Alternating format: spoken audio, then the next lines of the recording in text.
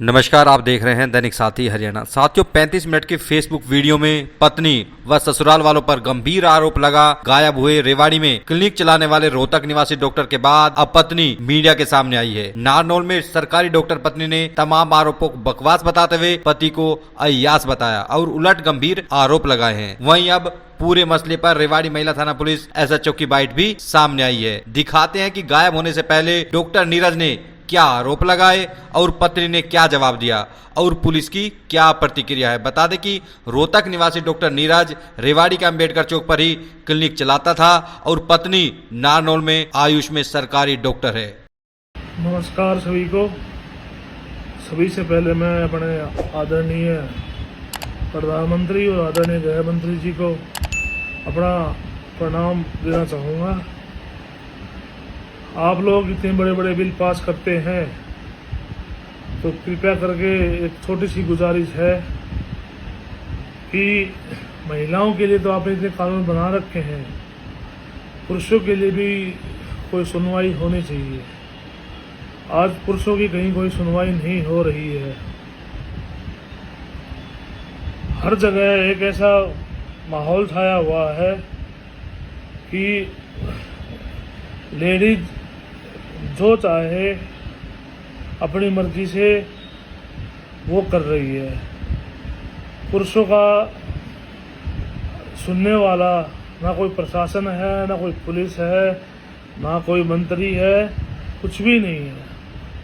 मेरी love marriage थी 29 नवंबर 2013 को, लेकिन हम रिलेशनशिप में 2004 से हम साथ में हैं। तब से लेकर आज तक जो भी घटित हुआ है उसकी सुनवाई कोई सुनने वाला है नहीं। मेरी शादी के टाइम पे 2 महीने पहले मेरी सगाई थी, वो भी मेरे सास ससुर वालों ने तुड़वा दी थी। किसी कारण से सगाई से एक दिन पहले फिर से सगाई का प्रस्ताव आया और हमने स्वीकार किया और सगाई हो गई। दोनों में परिवारों में मिलके ये संधि हुई कि नारनौल में बारात नहीं जाएगी, शादी रोहतक में ही होगी। वो लोग उठकर रोहतक आएंगे और सारा इंतजाम हमें यानी लड़के वालों को करना है। उसमें जो भी खर्चा आएगा वो आधा आएगा। भगवान की दया से 25 जून 2015 को मेरी बिटिया ने जन्म लिया। तो मैंने सबसे पहले फ़ोन अपनी ससुराल में किया कि जी आपकी लड़की हुई है। उन्होंने पूछा लड़की कैसे हुई है, तो मैंने बताया कि सजेरियन से हुई है। तो इस बात पे भी उन्होंने कई महीने तक झगड़ा हमारे घर में करवाया रखा कि मेरी बेटी को कटवा दिया गया, मेरी बेटी को कटवा दिया गया। बार बार कोई भी मुद्दा उठे उस पे मेरे सास ससुर का काम है सिर्फ झगड़ा करवाना, और मेरी वाइफ जो है उनके कहने पे चलती है। ऐसा जी, वो अपने आप को बचाने के लिए झूठे आरोप लगा रहे हैं। मुझ पर झूठे आरोप लगाए जा रहे हैं क्योंकि मैंने अपनी लाइफ में सबसे ज्यादा बर्दाश्त इनके साथ अपना जो रिश्ता बचाने के लिए किया है, इससे ज्यादा बर्दाश्त शायद कोई लेडी नहीं कर सकती जितना मैंने बर्दाश्त किया है। मैं अपने माता पिता की इकलौती संतान हूँ। मेरे को बड़े नाजों से पाला मेरे माता पिता ने, ऐसा जैसे कि सभी लोग अपने बच्चों को पालते हैं, पोसते हैं, बड़ा करते हैं। लेकिन मैं एक लड़की हूँ। सबसे पहला आरोप तो उन्होंने मेरी माता पे ये लगा दिया कि दूसरी लड़की हुई तो ये रोई और इसकी माता रोई, तो मेरी माता क्यों रोएगी जी, मैं तो इकलौती लड़की हूँ। जब इकलौती लड़की को उन्होंने इतना इस लायक बना दिया पढ़ा लिखा के, तो वो इस तरह की हरकतें क्यों करेंगे। ये उनकी जो मनगढ़ंत कहानियां हैं। और मैं आई थी 26 फरवरी को उनके खिलाफ जो है थाने में रिपोर्ट करके आई थी। मैं सब कुछ लिख के आई थी कि ये ब्लैकमेल करते हैं मुझे, शराब पीते हैं दिन रात, और इनकी माता और इनकी बहन और इनका पूरा परिवार इनका साथ देता है। मुझे परेशान किया जाता है छोटी छोटी चीजों के लिए। मुझे प्रेगनेंसी में भी घर का सारा सामान लेके आना होता है। इनकी वजह से मेरे 5 अबॉर्शन हो गए, इनकी वजह से 4-5 अबॉर्शन हो चुके हैं मेरे। एक बार मेरी ट्यूब में प्रेगनेंसी रह गई थी। इतना कुछ मैंने बर्दाश्त किया। दिन रात शराब पीते हैं जी, फिर ये घर नहीं आते थे। और अब तो हद ही होगी। मैटरनिटी लीव के दौरान मेरे को इतना परेशान किया गया। जब मैं जापे में चल रही थी, उस वक्त मुझे इतना परेशान किया गया, मेरा सोना तक ले गया, ये सारा सारा का सारा सोना ले गया धनतेरस वाले दिन। कहता मैं पूजा करूंगा क्लिनिक के ऊपर, मैं ना करती रही लेकिन फिर भी ले गया। मैं इसको जरा सी भी बात कहती थी तो ये घर नहीं आता था, 2-2 दिन 3-3 दिन मैं लोगों को फोन कर करके पूछते रहती थी।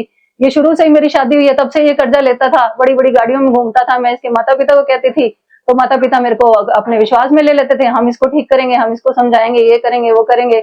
मेरे माता पिता के ऊपर ये कहता था तेरे माँ बाप को मार दूंगा। मैंने 2016 में कंप्लेंट भी करी थी कि मेरे को दहेज के लिए परेशान किया जाता है घर के अंदर। और अब मेरे को क्या कहते हैं कि हमने तेरे ऊपर कर्जा किया है, कि तेरे ऊपर क्या प्रूफ है, पहले तो प्रूफ लेके आ कि मैंने तेरे नाम पे कर्जा ले रखा है।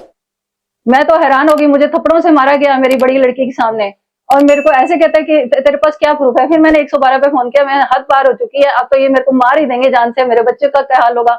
मेरे बच्चे को यहाँ पे फोन करा गया, मेरे को छोड़ के एप्पल का फोन मेरे को दिया था इसने, एप्पल का फोन, उसमें आईडी होगी इसकी ऐप स्टोर में, मेरे को तो नॉलेज ही नहीं थी उसकी, और सारी आईडिया बैंकों की आईडिया इसके पास, ईमेल की आईडी इसके पास, सारे हमारे फोन हैक कर लिए मेरे आने के बाद। मेरे मम्मी पापा का हम कोई बात करते हैं तो इसके पास रिकॉर्डिंग पहुंच जाती है मेरे फोन की, पता नहीं कहाँ से।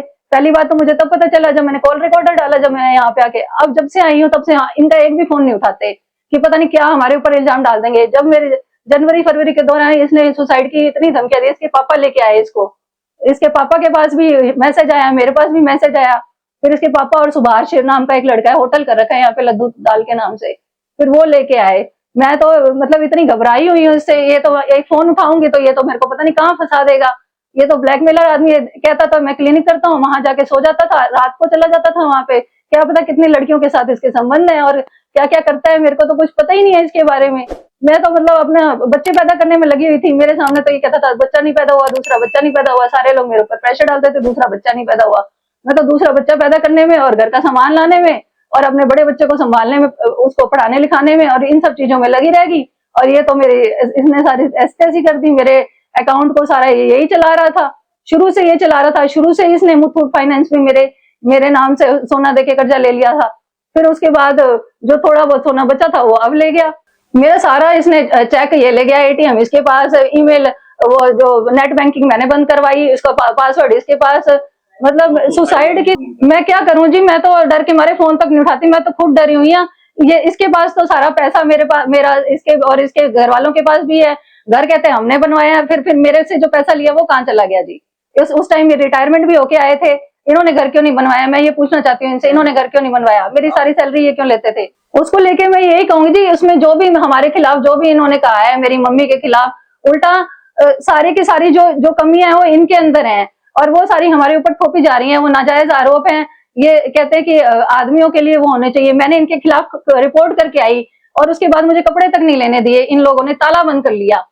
उसकी वीडियो भी मेरे पास है, मैंने बनाई। इन्होंने, मैं और मेरी बेटी गए थे कपड़े लेने के लिए, ताला बंद कर लिया। मैंने 112 पे फोन किया, कितनी देर में तो पुलिस आई जी, और उसके बाद फिर पुलिस आई तो मेरे कपड़े मेरे को अंदर ही नहीं घुसने दिया इन्होंने। अच्छा, फिर 26 तारीख को मैं आई हूँ तो मार के कहते हैं, पहले कहते हैं कि प्लाट क्यों नहीं बिकवाती अपने माँ बाप का, तेरा कर्जा है, तेरे नाम कर्जा है, वो उतारेंगे या तू उतार। जी, एक शिव कुमार नाम के व्यक्ति हैं जो नारनौल से हैं। उन्होंने अपने बेटे की गुमशुदगी बारे एक शिकायत हमें दी है 19/4/25 को, कि उनका बेटा है डॉक्टर नीरज, जो VHC क्लिनिक चलाता है अम्बेडकर चौक पे, वो 17/4/25 की शाम तक ना वापस घर नहीं पहुंचा है। तो उसकी गुमशुदगी का हमने मामला रजिस्टर किया है मॉडल टाउन थाने में, लेकिन अभी तक हमें उसका ना कोई क्लू नहीं चला है।